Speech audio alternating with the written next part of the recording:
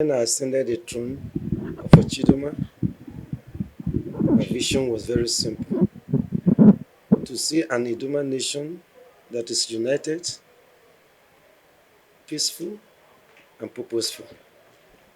I envisioned that a people pride of their heritage, it is secure in their land, and also actively contributing to the national development. In addition, also, the central vision today is peace, respect for tradition, education for our children, and meaningful engagement with government and institutions for the advancements of my dear people in Idoma Kingdom. That is my vision for Idoma Kingdom: to be peaceful, purposeful, and the mutual respect, where the unity abound within the citizen of this nation called Idoma Nation. That is my vision. Has your understanding of traditional leadership as regards change? As a bridge, and that is what I have been doing, connecting our tradition with contemporary reality while promoting peace, dialogue, and also development in partnership with government and other stakeholders. We must uphold the kind of people you are. You don't let go of your heritage, but you can't remain static. You must move with the way, with the dynamism that you find yourself in. And in this reality, a whole world is moving as a global entity. Idoma cannot be seen to be lacking behind. So we are moving with the change along with them. And that is what I'm doing since I took over as Ochidoma. First of all, two things affect my decision. I'm a pastor, a trained man of God, and now, by the grace of God, I am the paramount ruler of Idoma Kingdom. And because of that, my decisions are guided by justice, fairness, and the fear of Almighty God, and the collective interests of the Idoma people. That is my agenda.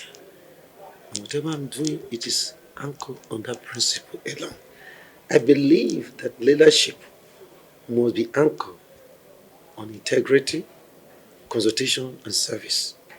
Every decision I take is weighed against the importance and impact on peace, unity, and the future of our children. The children we are going to give birth to. What kind of the kingdom that we want to live?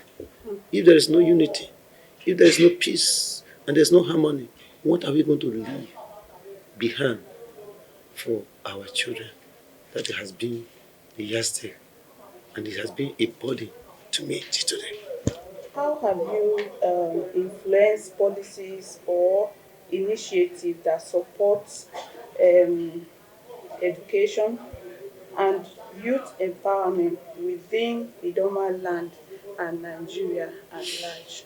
I have consistently advocated for education as a foundation of development. Since I took over as a children, there's so many people who pay their school fees, give them the scholarship. I don't need to tell people to hear. They are my subject. A father that caters for his children doesn't need to blow trumpet that this is what he's doing. Back home then, when your father does something for you, and you begin to shout, telling people that this is what I am doing, you cease to be a father. That is why what I'm doing for the kingdom, I keep my mouth shut. If I cannot do for them, who will do it for me? I don't need to tell people what I'm doing for Idoma Kingdom. But unfortunately, they want to hear me talking it out. No. A rightful king, a charitable king doesn't blow his trumpets. Rather, you are being judged by what you do.